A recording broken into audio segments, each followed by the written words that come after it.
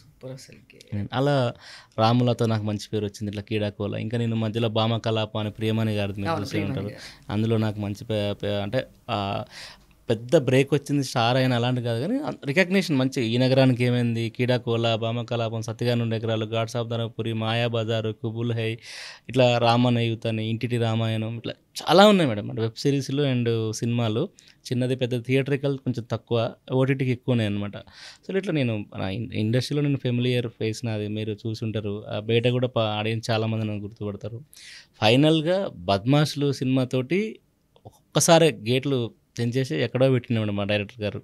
So చాలా happy. ఇప్పుడు 100 theatre release అయింది, చాలా పాజిటివ్ టాక్ వస్తుంది. అందరూ మౌత్ టాక్ స్ప్రెడ్ అయ్యి చాలా థియేటర్కి వెళ్ళి చూస్తున్నారు. ఇప్పుడు సెకండ్ వీక్ రన్నింగ్ అవుతుంది, ఆల్రెడీ రన్నింగ్ సక్సెస్ఫుల్ థియేటర్లో ఉంది.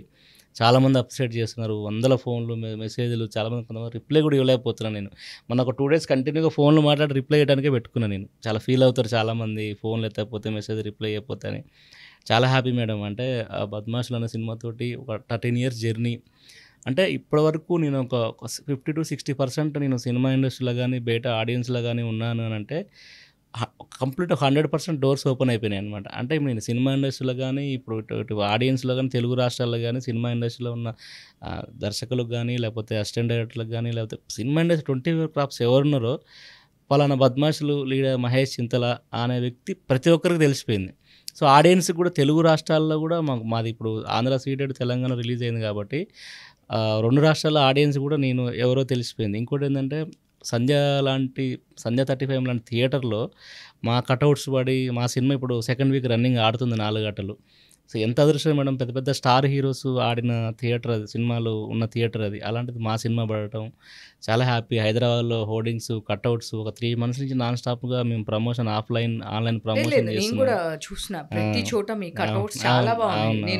నేను ఎక్కడ చూసానంటే దీపార్ట్స్కి చాలా థ్యాంక్స్ చెప్పాలి. ఎందుకంటే వాళ్ళు ప్రమోషన్ చేసిన అంటే వాళ్ళు అంటే దీపార్ట్స్ కానీ మన సినీ డిజిటల్ కంటెంట్ వాళ్ళు కానీ మా సినిమాకి సంబంధించిన ఎవరు కూడా పిఆర్ఓ శ్రీధర్ గారు కానీ చాలా కష్టపడ్డారు మేడం సినిమా కోసం. నేనైతే శ్రీనగర్ కాలనీ రెగ్యులర్ కవిత గారి చీపురు పట్టుకునేది ఉంటుంది కదా, నేను డైలీ వచ్చేటప్పుడు శ్రీనగర్ కాలనీ నుంచి వస్తుంటాను అనమాట. నేను డైలీ అనుకుంటా కవిత గారు కూడా నాకు చాలా మూవీస్ నుంచి తెలుసు. తను తేజ గారి మూవీసే కానీ పెద్ద పెద్ద మూవీస్ తను కూడా చేశారు. సో తను కూడా తెలుసు. డైలీ అక్కడ చీపురు పట్టుకుని చూడంగానే నాకు మీ పోస్టర్ చూస్తూ వస్తాను డైలీ ఇంటి దగ్గర నుంచి.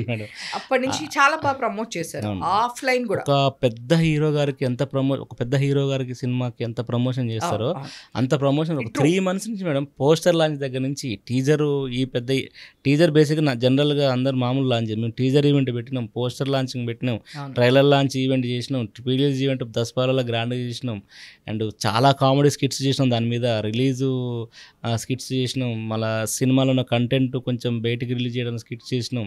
ఆఫ్లైన్ ప్రమోషన్ తెలంగాణ, ఆంధ్రప్రదేశ్ మొత్తం, భీమవరం, విజయవాడ అక్కడ తిరిగినాం, తిరుపతి వెళ్ళినాం, తర్వాత ఇటు హైదరాబాద్, ఆల్మోస్ట్ చాలా ప్లేసులలో మేము ప్రజల దగ్గరికి డైరెక్ట్ వెళ్ళినాం.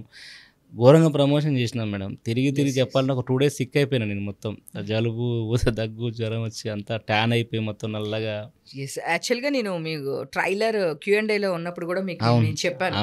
ఫస్ట్ నేను ట్రైలర్ చూడంగానే Q&Aకి వచ్చినప్పుడు నేను మిమ్మల్ని ఒకటే క్వశ్చన్ అడిగాను. ఇప్పటికీ మీ వాయిస్ నాకు అట్లా చెవిలో వినపడుతూనే ఉంటుంది. మీ నిజంగా మేడం చాలా జెన్యూన్గా చెప్తున్నా. మీరు మాట్లాడిన వాయిస్ ఉంటుంది కదా, మిమ్మల్ని చూస్తుంటే చాలా స్లోగా హస్కీ వాయిస్ లాగా మాట్లాడారు. మిమ్మల్ని చూస్తుంటే వెంటే సునీల్ గారు లాగా అనిపిస్తున్నారు ఆ కామెడీ కానీ అదంతా అన్నప్పుడు నాకు ఇప్పటికీ మీరు ఇందాక మీరు ఫోన్లో వాయిస్ మాట్లాడినప్పుడు నాకు టక్కున మీరే అని గుర్తొచ్చింది నాకు యాక్చువల్గా. సో చాలా మంది నన్ను చూస్తే కన్నా వాయిస్ గుర్తుపెట్టుకుంటారండి. మీ వాయిస్ ఒక యూనిక్ ఉంటుంది మేడం, చాలా అది తెలియదు కానీ యాక్చువల్గా నా వేరే వాళ్ళు నా నేమ్ చెప్పినా కూడా లేదు ఇది ఉమా కాదే, ఉమా వాయిస్ ఇట్లా ఉండదు అని చెప్పి అలా గుర్తుపెట్టుకుంటున్నాడు. బేసిక్గా నాకన్నా కూడా నా ఫేస్ కన్నా నా వాయిస్ తో ఎక్కువ రికగ్నైజ్ చేస్తున్నాను. మేబీ అది నా వాయిస్. మీరు చెప్పారు ఆ రోజు నేను చెప్పాను మీకు. షూర్, నేను హానెస్ట్గా నాకు అది అనిపించింది చూడంగానే కామెడీ అదంతా. నాకు ఎందుకో తెలియదు ఫస్ట్ డే అలానే అనిపించింది. మీకు నెక్స్ట్ టైం రీసెంట్గా ఆన్లైన్ మన ఇంటర్వ్యూ చేసినప్పుడు కూడా నేను చెప్పాను, నాకు మీ కామెడీ చూస్తే డెఫినెట్గా మీరు సునీల్ గారు వింటే సునీల్ గారు లానే ఉన్నారు, మీరు ఇప్పుడైనా గుర్తుపెట్టుకోండి ఆన్ కెమెరా. నేను అప్పుడు చెప్పాను, మీ సినిమా రిలీజ్ అవ్వకముందే చెప్పాను. అప్పుడు just first trailer launch Q&A రోజు చెప్పాను, అండ్ రిలీజ్ అయ్యింది. అండ్ ఇప్పుడు కూడా నేను మళ్ళీ ఇదే చెప్తున్నాను, ఇంకొక 5-6 yearsలో డెఫినెట్గా సునీల్ గారికి ఎంత నేమ్ ఉందో డెఫినెట్గా అంత మంచి నేమ్ మీకు వస్తుంది.